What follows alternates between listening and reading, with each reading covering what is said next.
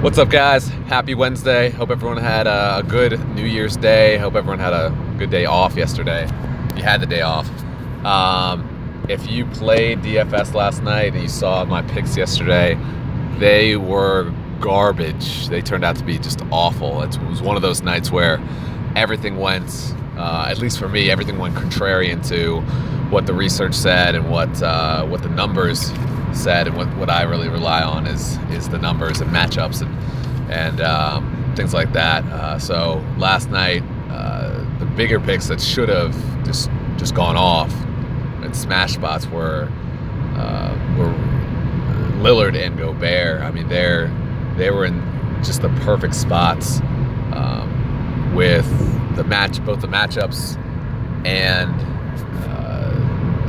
the way the game was slated, what Vegas was reading with over-under and how close the games were supposed to be. And the games both were pretty close, but neither of them could really get off. They didn't have awful games. Like if you roster them and made the other moves that you need to, you could have still cashed, but it made it way more difficult than it should have been.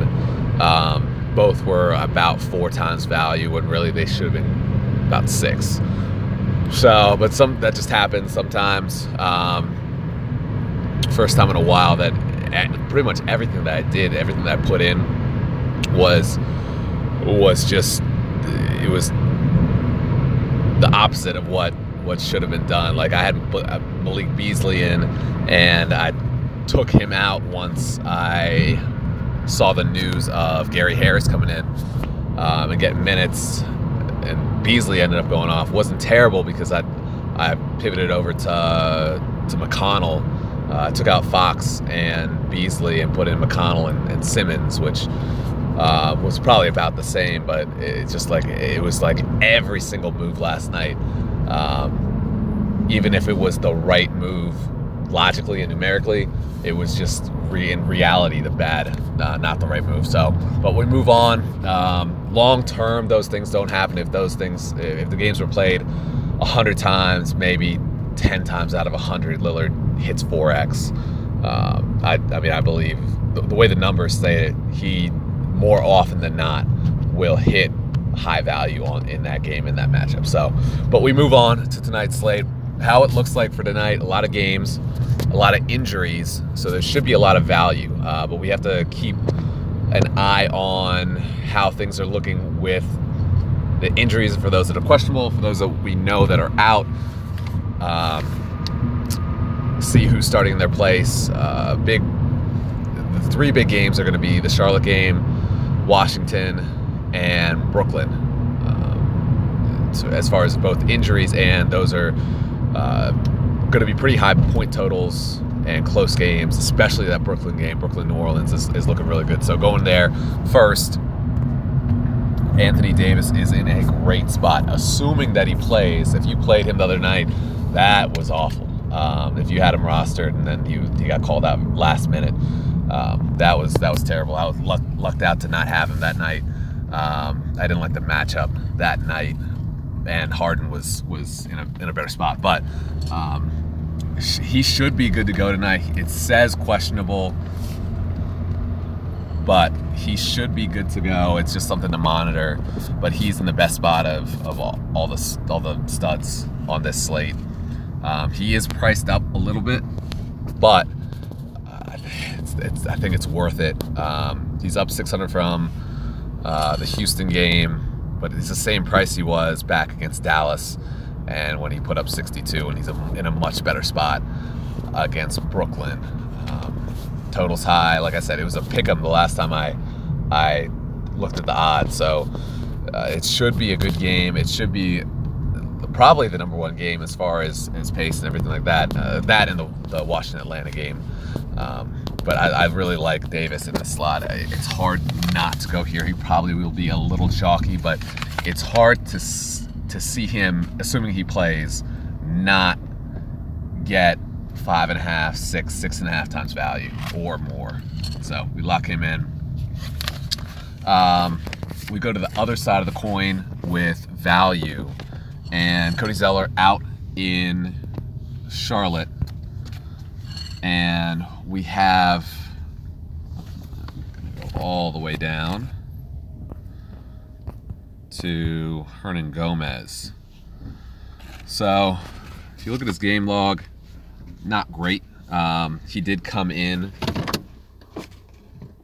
against Orlando after Zeller went out with that hand injury and did pretty well. He's still at 3,800, which, I mean, I don't understand how that DraftKings pricing works, that he's going to be starting and still at the same price as last game. But anyway, he'll probably be chalk again, but just like with Davis, I have a hard time seeing him not hit 25, 30 points and get some upside in this matchup. So we're going to get him in at center spot. Next one we're going to go to is another center. And these absolutely aren't locked in because there's going to be a lot of changes going out through the day. But as it looks right now, Thomas Bryant priced up a little more than he was in the previous three.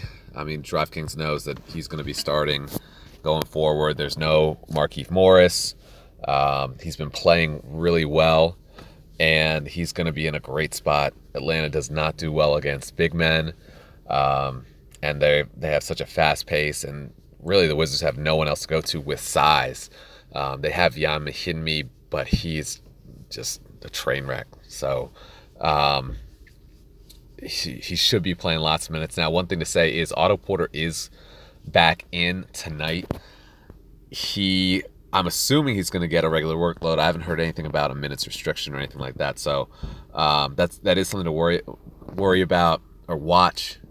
But it shouldn't really affect Bryant's numbers and shots because he gets a lot of the pick and roll. He gets a lot of rebounds down low, a lot of putbacks. So it shouldn't affect him too much. So no, we got one more. And one guy that I'm looking at really hard tonight is Kemba Walker. So in Charlotte, like I said, Zeller is out. Jeremy Lamb is out too. So Kemba already takes a ton of shots. So he's going to get even more usage, the ball in his hands, a lot more touches. And he's down 400 from last game. So right at 9,000 is a good spot for him. Dallas is a good matchup for him. They give up, they're in the bottom third of the league as far as points given up to point guards. So it's a good spot for him. His usage should be up. And with the value plays that are on tonight's slate, you can definitely fit both Davis and Kemba in your lineup. And you might even be able to fit in. So there's an average of a little over 5,000 left. There are going to be a couple other value plays. There should be. Kyrie is questionable if he's out. Rozier is right about 5,000. So that would be you could get someone around another 7,000-8,000 high mid-tier player in there. If we get a couple of value plays with the injury news coming on later. So shoot me a follow on Twitter at the DFS Process. Same thing on Instagram. Subscribe to my channel. I appreciate really so much thumbs up. I appreciate all the love so far in getting this channel started. And I will be tweeting out later on with the injury news coming out. It should be a big day. Hopefully we get it early. But if not, that's why I love DraftKings with the late swap. So if you have any questions, comments, put it in the comments on under the video. If you want some free money on DraftKings, FanDuel, or Fantasy Labs, or I'm sorry, not Fantasy Labs, Fantasy Draft. In the description, there are links for the referral codes. You get free money, free contests. Go ahead and sign up. I'll have one on Yahoo in just a sec, probably on the next video. But if you have any questions, like I said, comment section down below or shoot me a message on Twitter or Instagram. Have a great day, guys.